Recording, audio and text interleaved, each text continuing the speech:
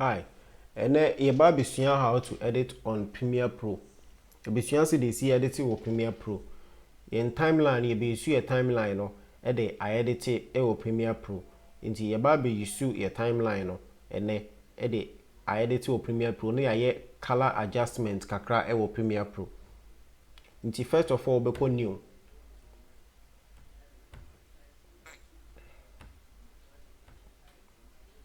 Yemi ye ni nyina ya ewo ye previous lesson ewo Premiere Pro side no in previous lesson ya nti eni say afi na mbe church how to open fresh page ni nyina ya nti so opeso hu a obetimi akọ back to your lesson no akwa akohwe nti first of all ye beko edit na ya asesa in project no edi agum in project ni bi ni amemfa project yi bi emfa ntutum.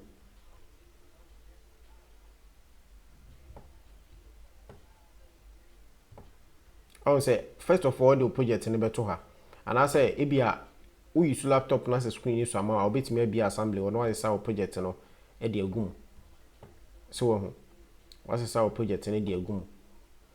project na oba be use na say o de wo camera na kwa akotwa no what say e de agum so ho ti ma sesa me project ni bi de agum video na me ye no enye one video separate videos into enye but me kire mo how a ebesi I edit no what you say into enye anything bia anything serious bia na ye ba video na me the separate videos are ebo abira kra enye one video guy ni video ni a video separate interview na lady so de ni a separate interview into enka hia kra but me kire mo say the ebesi use timeline no into first of all ofa video na obe click wa ha na source video na bia ma nti the opposite o ye na bia unhia part bi ewo o timeline so a eno an ye de mo krono hard work na na ye be ye didie nyame ma nti ebia na unhia ye mo krono no so ebia o click so out the t ye de ohun so won say aha no unhia nti obe click ha mark in no so ohun tools we nyina ho ni nyina afi na mebe kire we e marking no o click so a ebe kate what you say na say starting no aha na wo hia we so e mark out so ho we e mark out nti o play ko kakra ye de mo krono hard work na na ye be ye didie nyame ma e kire so to wadu nyame ma e kire so e bia ho pe na wo hia say what the better timeline so and say what the best start project no me mark out so on say o hwe ye fence ruler ne so a mark in and out nti o select o pick video na a happy a nyina em pick ha ba bia on say o hwe blue mark na ha na mark ha ne ha na mark nti ha nyina em pick nkan nti hwe ade me de beto me timeline ne so ye de mo krono so ho ba bia pick free no so hu ba bia pick free no nti ba bia video ne start ye no am pick em free ho ye de mo krono hard work na na ye be ye didie nyame ma ye kire so hu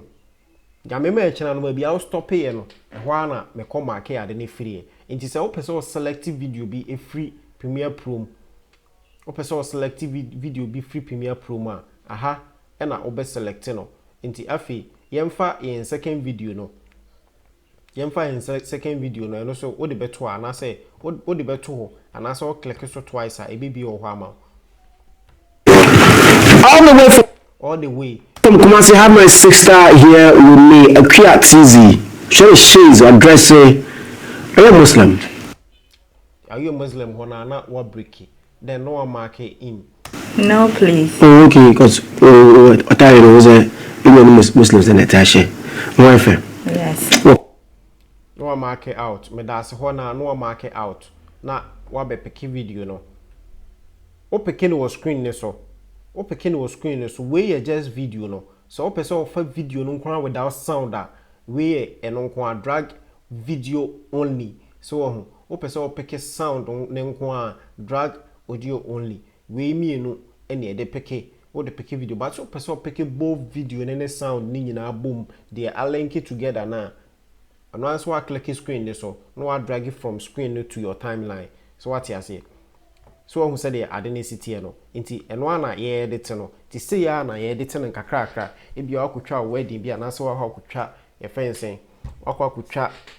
o movie bi wa akotwa wa so person we edit na so wo ye wa start YouTube na so person wa nkasa wo edit wo video so say ya na wo be edit no nti from there no e bia video na e wo high say no full video na e wo no wa fe untwa bi so person be twa bibia afiri ende untwa bibia afiri bibia mu bia e corrector eno anse wa peke wa de wo de aba beto so wo click infinifin si a wo say e highlight between na say wo pese wo ka boom why tell me dan tema pese wo ka boom the moment I will click infinifin na ape kade eno ma menchro 110 say video ni separated bibia ni hona space bia ni wa yellow na da yellow bar na da high say no on say achemi no aha adjust space wa ha what you say bi obetima wo edit video bia ba wa dwen ma so say aha space da ha wo tai hwehwe ba na e wa high say ne so a obehu say your friend say space abeda ho nti bo na wo edit no mo na wonya knowledge on editing no ti afi me click infinifin maka video na bom ana say obi wo so drag ba bi wo ha etimi pushi your friend say etimi pushi we no ekokuram maybe na wo so hia sa side na pushi akokuram no so nti asay ti afi wo export video ni bi na afi ba bi ma nti best thing o highlighting infinifin o click infinifin na highlighting no amia backspace or keyboard no so na aka bom and the empushi ebi nwram ebi nkodi ba bia na aka ni nyina bom ama what you say nti see ya na video netie nti say area say obot edit to so we just basic o person obot text bi edit to so a so obot text bi edit to so aha eye what text part no aha your text so we say o drag video no touch video na aha one aha rectangle side rectangle 2 if you have so add rectangle e wo keyboard no so aha e na wo de beka wa aha o pen 2 aha o pen 2 say the Photoshop pen 2 e wo mu no sa so na Premiere Pro pen 2 so wo mu what you say enti e be issue en text no ene ye rectangle no ene what you say a high blade if person cut here we a blade what you say razor 2 we me fan say blade because blade sign no ma draw there to ho no enti we be our person cut baby free audio no e wo timeline so our person cut bibi wo timeline so a umia si e wo keyboard no so obo say attend to that blade no blade short key for blade no e na ma kan sisi ya no enti we no answer wo twa on say etwa so blade 2 no we na blade 2 ni etimi e what I say blade 2 no e na ma kire o how to add text e wo ye be add a text no ti mebo black guy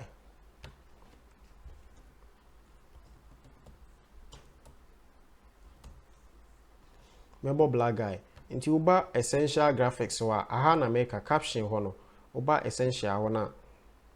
uba caption and graphics wa na obi hu essential no ti afi me be increase me text no so ho and also hold on to points and it is a Photoshop a transform tool na we so the transform tool ni what I say nti e no say wa hold on to we wa won say sa ade we a ehye he won say me biem na say biem ko one side nti e no say say ni e frɛ no uba effect control wa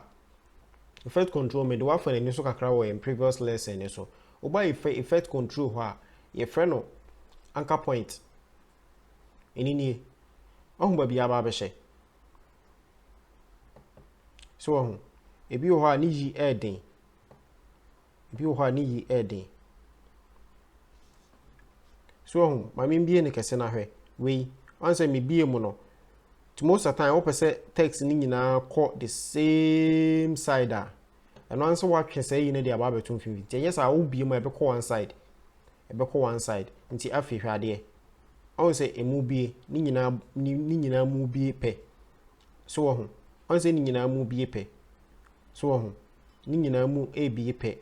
so wo ho but eba beda one side say na be yo on say ebi akọ one side ebi ana enya ofe nti no anse wa drag di aba betu mfimfin wo drag betu mfimfin a ni nyina bibi pepepe e di amawo nti afi sa efense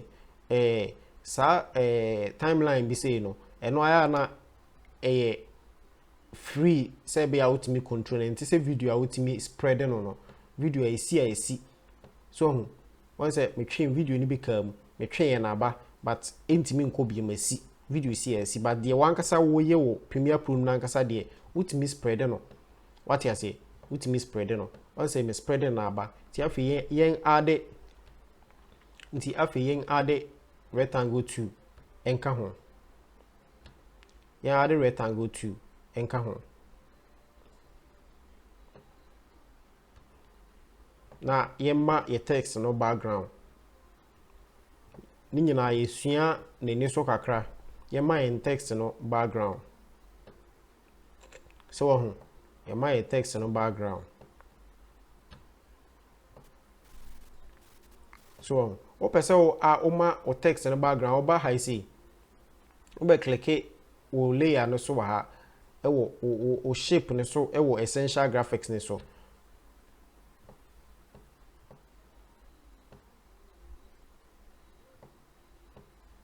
so we solid colors na me no ntu pese bia o ye ne gradient a so pese o ye ne gradient sunie ni nyina wo efense color wheel ne so ohun ne meka no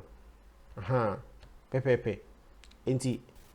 gradient ni bibia se de wo photoshop no obenya ni nyina bi wo ha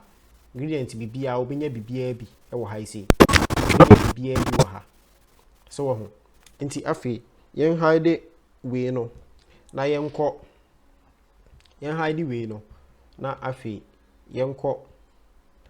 ye color adjustment ye be color adjustment kakra bi di aka ho ase de ye be control ye colors na kakra se be ya wo so be hu ne so kakra bi nti yen colors no ye be use ye geometry scope no so wo hwe ano line na eda high say na utimi hu se adana boaboa no wa ha which is white na ni se eyesa